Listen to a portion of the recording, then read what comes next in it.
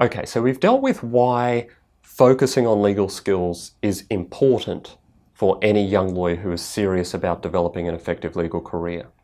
And then we've had a little bit of a talk about the level of commitment that's required, and in particular just the act of committing to that constant improvement. It's probably time I told you what legal skills we're actually going to talk about.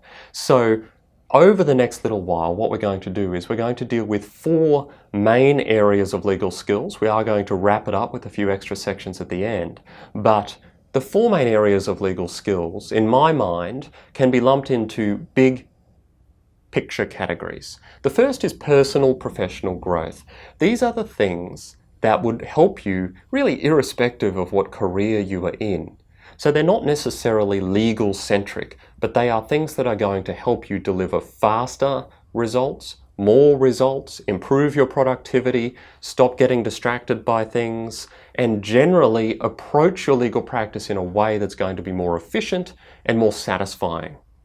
So, personal professional growth. I sometimes call it the self-help section, but ideally, these are the areas of internal growth and habits and strategies that are going to help you along the way with all of the other things that we're going to focus on as well. The second area, not too surprisingly for anyone, is communication. Lawyers spend vast amounts of time communicating. Some people might say that communication is largely our job in its various different realms. So we're going to deal with communication in some detail. We're going to talk about how lawyers can become effective communicators and the critical parts of effective communication. We're going to be grounded and strategic about this. I'm not going to deal with specifics in this particular series. What I'm going to deal with are the strategies and the underlying foundations of effective legal communication. Now, marketing and business development. These are things that send a shiver down the spines of many lawyers. It is certainly something that most lawyers are not exposed to during the course of their legal training. And so all of a sudden you hit private practice, and at some point, whether it's early on or later, you're expected to be bringing business through the door. And you think, hang on, how? How do I do that? What the heck is going on right now? Nobody showed me how to do this. Maybe you've been paying attention and you see how other people do it, but that doesn't mean you have the skills.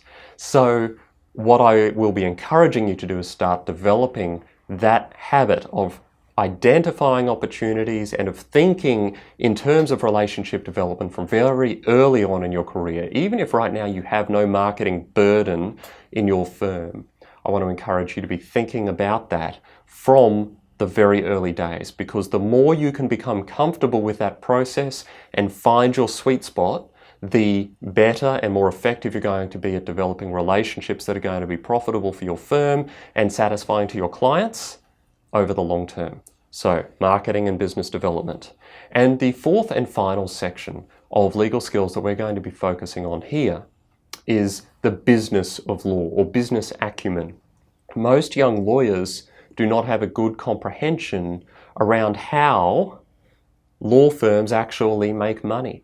What are the pieces of profitability? How do you piece them together? How does A affect B affect C? And how can you, as a lawyer, diligently contribute financially to your firm if you're not in that partnership level? If you're not actually in control of the money, how can you still contribute to it? Because that's a good way of ensuring that you are invaluable to your firm. So those are the 4 main areas of legal practice that we're going to focus on in the balance of this series. I hope you're paying attention. For your homework in this lesson, what I want you to do is, out of those 4 areas, professional growth, communication, marketing and business development, and business skills, why don't you just take a minute?